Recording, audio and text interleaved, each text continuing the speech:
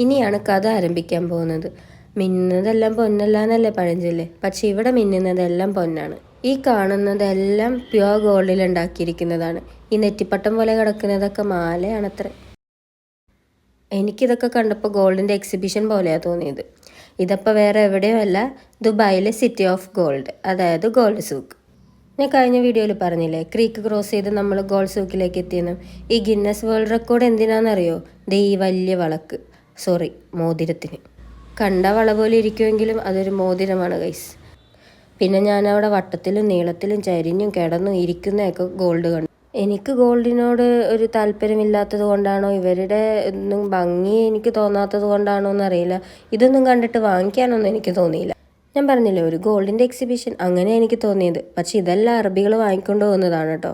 ഇതിപ്പോൾ എങ്ങോട്ട് നോക്കിയാലും മഞ്ഞ കളർ, എവിടെ നോക്കിയാലും ഗോൾഡ്. ശരിക്കും ഒരു പെട്ടിക്കടയിൽ വെറുതെ കൂളായിട്ടൊക്കെയാണ് ഗോൾഡ് അവർ തൂക്കിയിട്ടിരിക്കുന്നത്.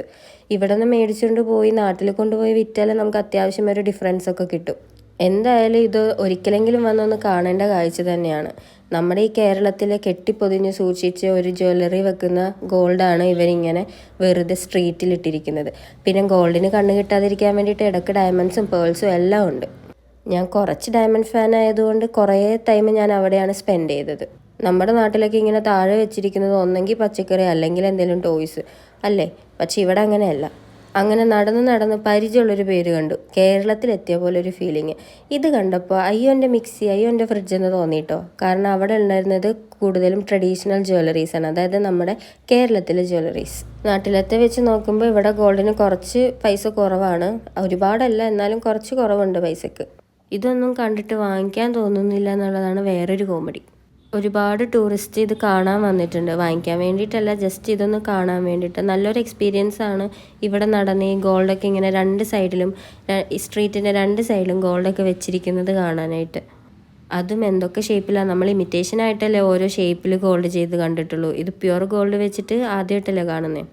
പിന്നെ അവിടെ നിന്ന് നമ്മൾ ക്രീക്ക് ക്രോസ് ചെയ്ത് അപ്പുറത്തേക്ക് ഗ്രാൻഡ് സൂക്കിലേക്ക് പോയി. ഈ ബോട്ട് കൊള്ളാം, ഇതിനൊരു ദിർഹംസേ ഉള്ളൂ.